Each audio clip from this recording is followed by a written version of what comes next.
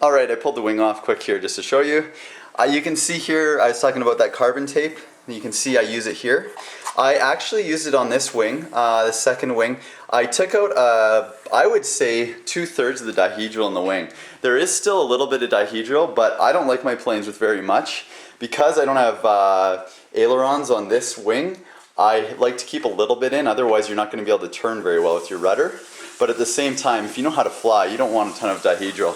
When you're learning, you want as much as you can get so it self-levels, but you can use the tape. Just make sure you push down straight in the middle, especially with the weight. I put a weight here and a weight back here when I'm applying the tape, and just put it on there. What you'll find is, I don't know how I'm going to illustrate this exactly, but once it's applied, if I try to flex the wing at all with the tape now, it's extremely tight. Like I can hardly bend this wing.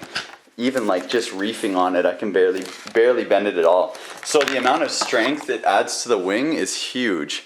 If you don't do that, you'll snap a wing real easy if you don't do my modification with the fishing wire. So just keep that in mind. If you don't have that carbon tape, just pick it. You can pick it up at any store. I imagine Home Depot and a lot of places like that will carry it, Canadian Tire. But you can just use packing tape. That stuff works really well too. It's not reinforced inside with carbon, but it still works well. You can also see here, because I use the spinners, like I said, because they're fishing line spinners, you know how they work. But you can just quickly zip them together like that for transport, so you don't have your wires hanging out. That is a pain if you're transporting them in the vehicle all the time. You'll also notice on this wing and a few places on the plane, this is Velcro here. So I've added Velcro right there, wing tips, one there, here, and then one on this wing. A few on the plane. What I do is I aim a light this way out to the edge of the wing, this one in, same on this wing, or on this half. On the fuse, I have one right there on the tip of the tail. I've got one on the stab on the right side. I've also got one on the bottom of the cowl. And I believe that's it. And what I do is I apply the wedding lights from Michaels. They're self-contained little LED lights with a little tiny little battery in them. They probably weigh like 3 grams a piece, and I just put some Velcro on them, stick them on, and you've got a night flyer. That's originally what they built this from, was just parts. I just built it from parts from the LHS for, I think it cost me $65 to put this together, or within plus or minus $10, and then I bought the lights, and yeah, you're good to go. Okay, so inside, what you guys are wanting to see, in here, you can see I'm using the 9-gram servos from Hobby City. I've got 2 of them, one for your elevator, one for your rudder. They work fine. I just hot glue them in. You can use tape on the bottom if you want, but it's not needed at all. You can just hot glue them in. I usually hot glue servos in all planes because it makes for a lot easier removal when you want to take them out. Yeah, with the foam, you might pull out a few pieces of foam, but that's not a big deal. You can just fill it in with the hot glue again when you apply the next ones.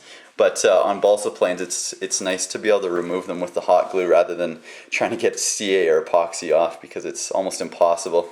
I've gotten there, oh yeah, I have a 6100 in here. I had a 62, but I didn't need the full range. I can fly this thing literally to a spec, and I still have control of it. So don't worry about using the Park Flyer range speed controllers. For any foamy, I would recommend them. They're plenty good enough. That's a 25 amp speed controller that came with the Tower Pro motors that I didn't like. I just left it in there. It's 25 amp.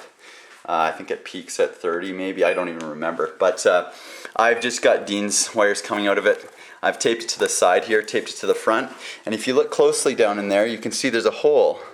So the stock black battery box used to go right there. If you are running that, I would recommend you apply your battery up on the back side of the wing, so it would be right here. I would apply the battery with Velcro. The pain with that is you got to take the wing off to put your battery in and out.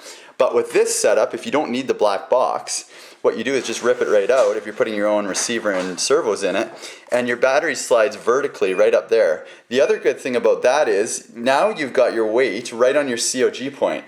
So you don't have to worry about messing with your center of gravity every time you add a battery, or if you have different size batteries, lipos that you want to use. I mean, now you can go ahead. Heck, you can use like a 1200 all the way up to a 2500 3-cell if you really want.